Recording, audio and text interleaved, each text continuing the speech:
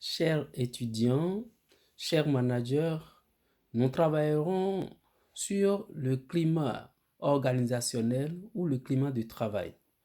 Nous découvrirons les avantages d'un bon climat de travail dans une entreprise, non seulement pour l'employé, mais aussi pour l'employeur.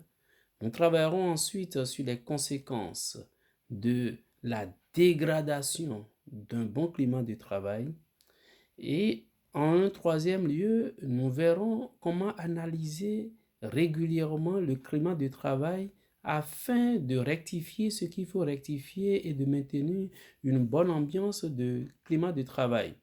Et enfin, nous verrons concrètement comment le climat de travail peut influencer positivement la rentabilité ou la productivité d'une entreprise. Donc en réalité, le climat de travail a des avantages pour les employés, mais en même temps pour les employeurs. Et donc pour les employés, il va améliorer la satisfaction et le sentiment de bonheur au travail. Il va limiter le stress et va améliorer le moral de l'employé. Quand par exemple l'employé sait qu'en rentrant dans son entreprise, il ne sera pas sous le coup d'un employeur qui commencera tout de suite à crier sur lui, tu n'as pas fait ceci, tu n'as pas fait cela, mais qui aura du tact et de la bonne manière pour lui indiquer ce qu'il doit faire, ce qu'il a mal fait, il aura moins de stress et il va améliorer son moral.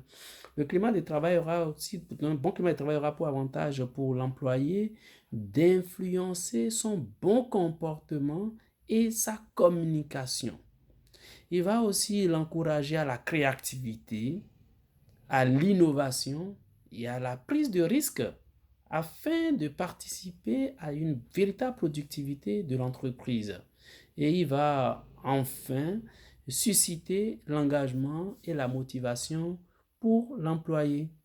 Quant à l'employeur, un bon climat de travail aura comme avantage d'augmenter l'efficacité et l'efficience de l'organisation ou de l'entreprise, d'influencer positivement la productivité et l'adaptabilité de l'entreprise au changement, c'est-à-dire dès qu'il y a un changement, soit dans le système de l'emploi, soit dans le système de productivité, les employés sont appelés à s'adapter à ce changement.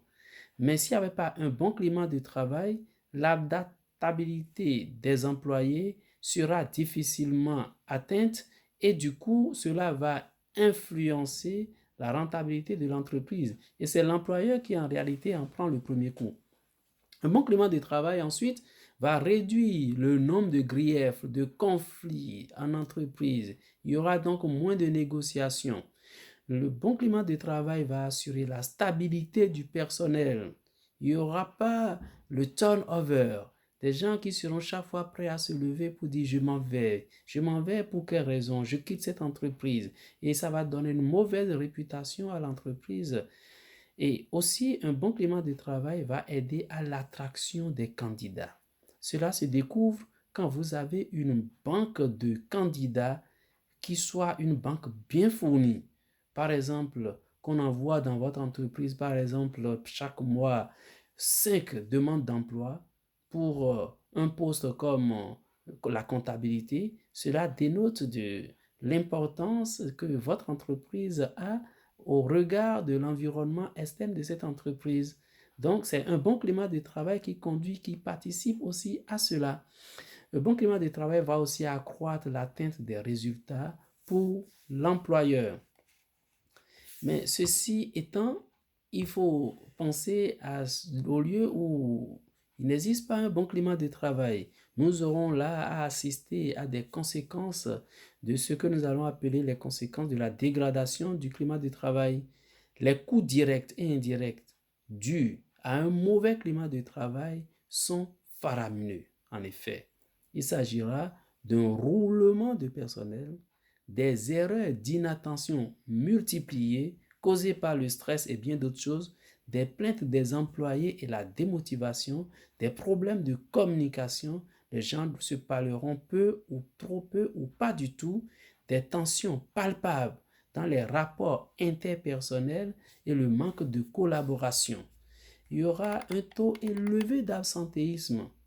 Vos employés, un matin, vous constatez qu'ils ne sont pas venus, vous retrouvez sur votre bureau comme employeur 2 certificats de travail. Ce sont des certificats, bien sûr, il faut le dire, nous le connaissons bien, fantaisistes, délivrés par des médecins qui s'engagent dans leur métier ainsi, mais cela est dû, cela a pour source avant tout un mauvais climat de travail qui conduit donc les employés à demander à ces médecins de leur fournir un certificat de travail. Ou encore, ce mauvais climat de travail influençant la vie des employés va causer le stress et le stress va engendrer d'autres maladies et ils vont se rendre à l'hôpital. Le médecin, le temps de recouvrer exactement de quoi il est question, donne un certificat de travail de 24 heures, je ne sais comment, et voilà.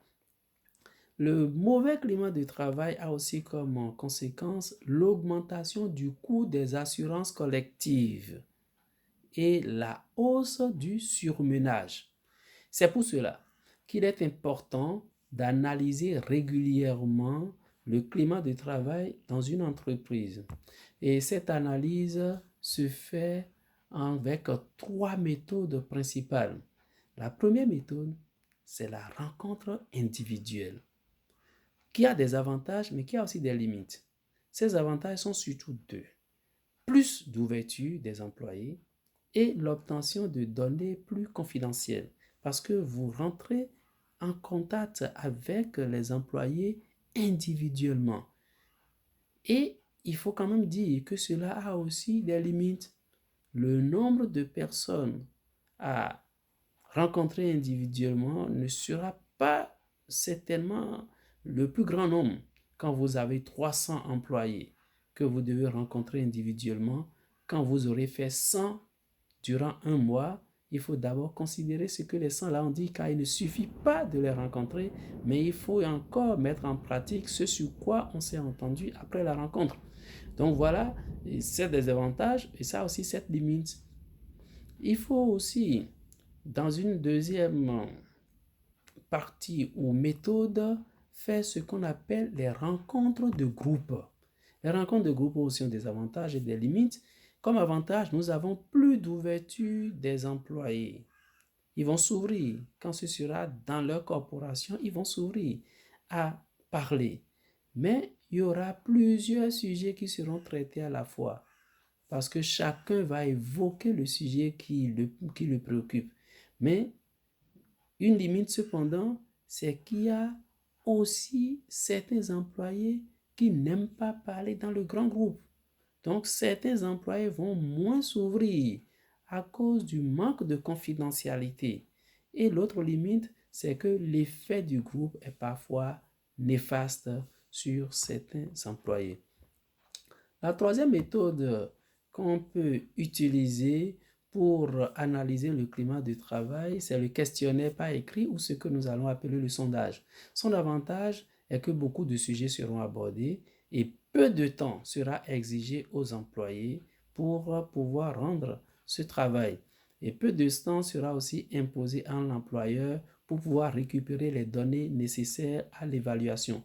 Mais sa limite fondamentale, c'est qu'il y a une ouverture très limitée à cause du sentiment de confidentialité. Beaucoup se demandent, est-ce que ce que je dirai ne sera pas porté vers telle ou telle autre personne, puisque je l'aurai écrit, ce sera aussi gravé. Dans tous les cas, il est important de noter en un quatrième point que le climat de travail peut influencer positivement la productivité d'une entreprise. D'abord, par la satisfaction en emploi. L'employé doit retrouver une forme de stimulation dans son travail au quotidien. Ses tâches et ses responsabilités doivent être bien précisées et bien comprises. Il y a ensuite les communications. Les communications internes. Et cette communication doit être fluide dans toute l'organisation, c'est-à-dire entre les employés et la direction, entre les employés eux-mêmes et entre les différents services qui sont dans l'organisation ou dans l'entreprise. Le partage de l'information quant aux enjeux qui affectent le travail d'un employé aide donc à développer un sentiment d'appartenance envers l'organisation. L'autre chose, mis à part la communication interne, c'est la relation entre collègues, un bon esprit d'équipe, ainsi qu'une bonne communication au sein des groupes de travail sont très importants. Les employés doivent donc pouvoir s'aider entre eux lorsqu'il est nécessaire. Et pour le troisième élément pour l'influence du climat du travail, c'est le leadership. C'est le leadership de l'employeur lui-même, la relation supérieur-employé. Le supérieur doit développer une bonne relation avec ses employés et faire preuve de respect et d'équité. Il ne suffit pas d'être supérieur, d'être employeur pour minimiser les autres employés, car sans eux, l'entreprise n'existe pas. Sans l'employeur, l'entreprise n'existe pas. C'est une collaboration, c'est un coaching pour parvenir à un objectif unique. Le supérieur doit être donc en mesure de diriger, d'encourager, de soutenir ses employés dans leur travail. Il doit pouvoir gérer le changement efficacement afin que les employés aient envie de le suivre. Il faut aussi le soutien de l'employeur, la reconnaissance et les encouragements de la part de la direction ou de l'employeur envers les employés sont très importants pour favoriser un bon climat de travail. Il y a aussi enfin la vision de l'entreprise que le leadership doit cultiver.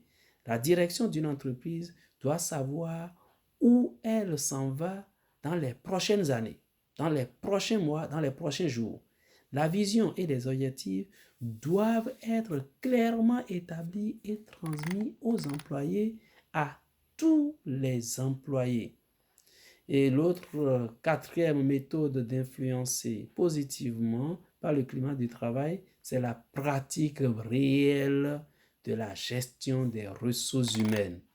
La gestion des ressources humaines en général. D'abord, il y a la mise en place de politiques et de réglementations adaptées à l'entreprise qui est essentielle. Une entreprise sans statut, sans règlement intérieur est une entreprise qui n'est pas. Même si cette entreprise pense se fonder sur les documents fondamentaux, à savoir le code du travail, la convention collective, non, cela ne suffit pas. Il faut encore non seulement transmettre ces documents aux employés, mais encore établir bien le statut et le règlement intérieur de chaque entreprise. Et après cela, fournir à chaque employé leur fiche de poste pour qu'ils sachent concrètement ce qu'ils ont à faire. Il y a aussi la gestion de la rémunération. Le salaire est insaisissable. Les pratiques de rémunération doivent être divulguées de façon transparente aux employés, à tous les employés, et doivent être satisfaites entre eux. Il faut donc une grille salariale qui est bien connue et diffusée. Il est primordial que les employés perçoivent l'équité dans l'attribution des salaires. Et enfin, en matière de pratique de gestion RH, il faut la gestion des carrières. L'employé n'est pas un individu à exploiter sur place et à tirer le jus, mais il faut l'aider à gérer sa carrière. Les employés doivent également avoir des possibilités de perfectionnement à l'intérieur de l'organisation et voire à l'extérieur de l'organisation.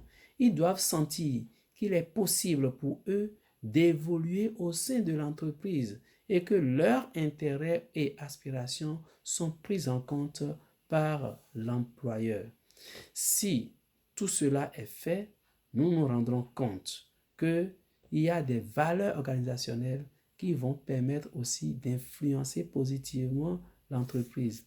Au nom de ces valeurs organisationnelles, il nous faut parler surtout et avant tout de ce que nous allons appeler développer le processus d'évaluation qui permet d'évaluer le bon employé, le besoin à combler, les enjeux et les types de personnalités afin d'y adapter la stratégie optimale. Fixer les échéances de façon très claire, exercer le pouvoir d'influence pour mener des correctifs, mais cela avec du management, cela en considérant l'homme dans toute sa dignité, respecter les différences, gérer les tensions dès qu'elles surgissent, préparer la réussite de la confrontation lors d'un conflit interpersonnel, développer les habiletés de communicateur et de coach, faire confiance aux employés et enfin avoir un code d'équité clair et simple, connu et bien diffusé à travers toute l'entreprise. Ainsi, nous aurons un climat de travail vivable, nous aurons une productivité hors pair pour l'entreprise et nous pourrons dire l'employeur a gagné, l'employé a gagné, l'entreprise vit.